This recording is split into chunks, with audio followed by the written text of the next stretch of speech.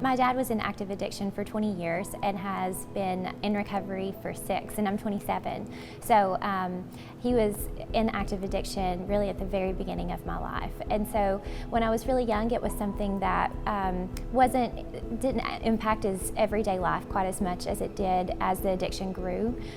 But as his addiction did grow, it was definitely something that was so obvious to our family, and it was something that we felt that we had to keep secret, which was even harder because then we couldn't take that first step to seek help.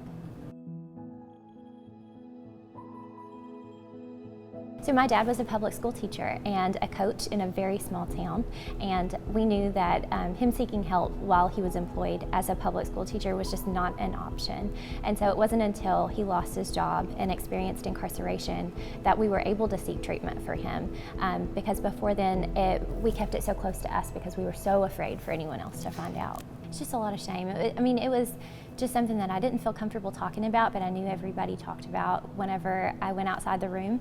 And it was so uncomfortable. I was in middle school whenever he lost his job.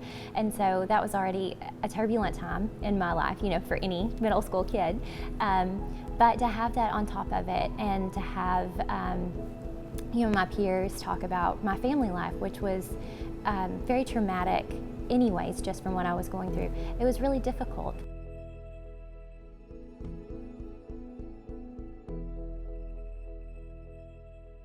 I think they think that it's solely a choice, and that you're making a choice to be harmful to your body and to your family. And while it may have started out that way the very first time, people don't take into consideration that addiction grows very fast, and it doesn't become a choice anymore. It becomes a true disease, just like diabetes or heart disease or any other thing that people seek treatment for.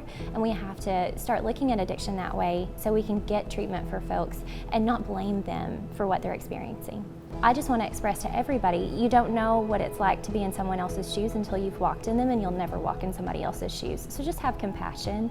Find compassion in your heart for people that have an experience that's different than yours, and see struggle as struggle. We as humans all struggle, and whether that's with a heart disease condition or an addiction, we all have things that we have to work through.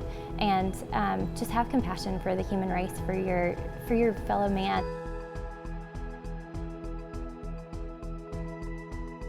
I think it's really important to not forget about them, because while the addict has been in active addiction, the family's been there to keep everything together. Because if there would have been someone like me whenever my dad was first entering into recovery, I think that it would have been easier to say, oh, someone else is also experiencing this, we're not alone.